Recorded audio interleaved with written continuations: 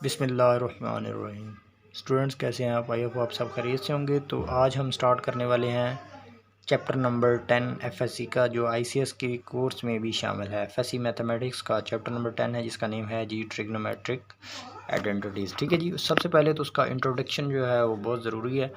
तो इंट्रोडक्शन को हम स्टार्ट करते हैं। उसमें आप चैप्टर के स्टार्ट में बिल्कुल देखें तो फ्रंट पेज पे 313 पेज नंबर है जी। पेज नंबर पे उसने डिस्टेंस फार्मूले के बारे में थोड़ा सा डिस्कस किया हुआ है, तो उसको भी हम यहाँ पर थोड़ा सा डिस्कस कर लेते हैं। तो डिस्टेंस फार्मूला आप ऑलरेडी पढ़ चुके हैं। तो जी डिस्टेंस फार्मूला क्या है जी? डिस्टेंस फार्मूला वही है जो आप क्लास 10 में पढ़ चुके हैं। उसमें ये था कि हमारे पास एक पॉइंट है, 2 पॉइंट्स हैं, 2 पॉइंट्स के दरमियान हमने क्या फाइंड करना है, उसके दरमियान डिस्टेंस फाइंड करना है जी। ठीक है जी। तो 2 पॉइंट्स थे मेरे पास, 2 पॉइंट्स के दरमियान हमने डिस्टेंस फाइंड करना है, तो इसको डिस्टेंस कह देते हैं। इसके कोऑर्डिनेट्स भी दे देता था वो। इसके दे हम लिख लेते हैं 2 3, इसके हैं जी 4 5। ठीक है जी। तो ये कोऑर्डिनेट्स दे देता। अब ये गौर रखिएगा कि ये जो होता है ये होता है x1 और ये होता है y1, x1 और y1, और ये होता है x2 और y2। ठीक है जी। तो अब इसका बेसिकली फार्मूला क्या था? फार्मूला था जी, हमारे पास 2 कोऑर्डिनेट्स हैं सी और डी। इसका फार्मूला हमारे पास था जी, फार्मूला है जी x1 माइनस x2 का स्क्वायर, इनको प्लस करते हैं y1 माइनस y2 का स्क्वायर। ठीक है जी। तो इस तरह हम जो है डिस्टेंस फार्मूला फाइंड कर लेते हैं। तो इसी तरह ये सी डी की वैल्यू हम क्या आ जाएगी? सी डी की वैल्यू आएगी मेरे पास x1 माइनस x2 हो जाएगा, तो 2 माइनस 4 का स्क्वायर प्लस आ जाएगा y1 माइनस 3 माइनस 5 आ जाएगा। ठीक है, स्क्वायर। तो इसके इधर आ गया जी मेरे पास 2 का स्क्वायर, ये 4 आ गया, और इधर क्या आया? इधर 2 माइनस 2 स्क्वायर 4 आ गया, तो ये 8 अंडर रूट आ गया सी डी का डिस्टेंस। ओके जी। अब स्टार्ट करते हैं जो हमारे पास चैप्टर में हमें जो हमें ज़रूरत होगी फार्मूलाज की। ठीक है जी। ट्रिग्नोमेट्रिक आइडेंटिटीज़ जो हमने यूज़ करनी है। ठीक है, उसमें हमारे पास 2 एंगल्स वाले फार्मूलाज हमने जो डिस्कस करने हैं। उसमें हमारे पास है जी कॉज अल्फ़ा प्लस बीटा, एक ये फार्मूला है, एक ये है जी कॉज अल्फ़ा माइनस बीटा। इसी तरह ये कॉज के हैं और ये साइन के हैं, साइन अल्फ़ा प्लस बीटा, और एक माइनस में है साइन अल्फ़ा माइनस बीटा। ठीक है जी। ये कॉस का माइनस का और टैन कराया जाएगा। टैन है जी अल्फ़ा प्लस बीटा और टैन अल्फ़ा माइनस बीटा। ठीक है जी। तो ये हमारे पास ट्रिग्नोमेट्रिक जो है दूसरा फार्मूलाज हैं, ट्रिग्नोमेट्रिक आइडेंटिटीज़, जो कि हमने बाकायदा हमने इसको प्रूव भी बाद में करना है, और इनके फार्मूलाज को भी देख लेते हैं। तो ये कॉज अल्फ़ा प्लस बीटा है, और ये जहन में रखिएगा कि कॉज है वो साइन चेंज कर देता है। ये भी आपके जहन में होगा कि पीछे हम पढ़ चुके हैं। तो इसका फार्मूला खुलेगा जी cos alpha cos beta, positive है तो इधर नेगेटिव आ जाएगा, और ये इधर आ जाएगा साइन अल्फ़ा और साइन बीटा। ओके जी, हो गया।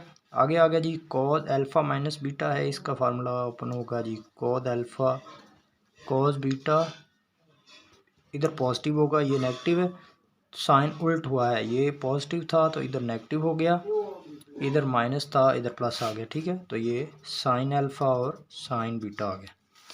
एक फार्मूला हो गया। आगे हो गया जी साइन अल्फ़ा प्लस बीटा है, तो ये कैसे फार्मूला खुलेगा? ये ऊपर होगा जी sine alpha cos beta, positive का एज इट इज़, इसका साइन में कोई चेंज नहीं होगा। इसी तरह कॉस अल्फ़ा और साइन बीटा। ठीक है जी। आगे देखें, हमारे पास है जी sine alpha cos beta minus का एज इट इज़ लगेगा, और कॉस अल्फ़ा साइन बीटा। ठीक है जी। ये 4 फार्मूलाज हो गए। आगे हमारे पास टेंजेंट का फार्मूला है, वो कोसेकन का था, ये सेकंड है। आगे टेंजेंट है, टेंजेंट का फार्मूला अल्फ़ा प्लस बीटा में है, तो इसका फार्मूला थोड़ा सा डिफरेंस इसलिए होगा कि ये फार्मूला इस तरह लिखेंगे हम, tangent alpha plus tangent beta plus tangent beta, और इधर हम लिख लेंगे 1 माइनस टेंजेंट अल्फ़ा और टेंजेंट बीटा। ठीक है जी। उसके बाद हमारे पास जो आगे फार्मूला है वो है माइनस में, तो टेंजेंट अल्फ़ा माइनस बीटा, तो ये आ जाएगा tangent alpha minus tangent beta और इधर आ जाएगा 1 प्लस टेंजेंट अल्फ़ा और टेंजेंट बीटा। ठीक है जी, ये फार्मूलाज हो गए।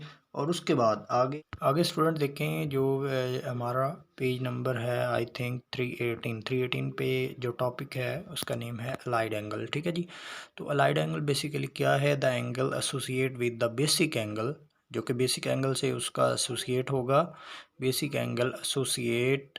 The angle associate with the basic angle of measure theta to a right angle or the multiples, या इसके मल्टीपल्स होंगे, उसको कहेंगे अलाइड एंगल्स। उसको क्या मैं डिस्कस कर सकता हूँ? The angle associate with the basic angle. एक हमारे पास एंगल है थीटा है, थीटा एंगल है।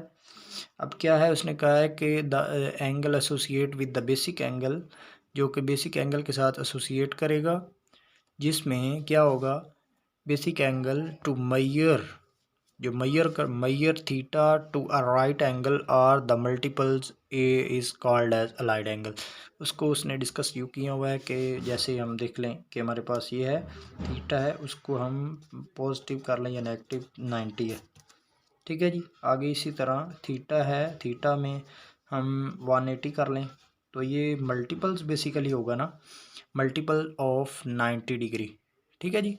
तो इसी तरह दो जो एंगल होगा एसोसिएट होगा बेसिक एंगल के साथ एसोसिएट करता है, जो कि मल्टीपल्स होगा राइट एंगल का या उसके मल्टीपल्स का। ठीक है जी, इसको कहते हैं अलाइड एंगल्स। आगे बात होगी मेरे पास को रेशो की, हमने थोड़ी सी बात करनी है।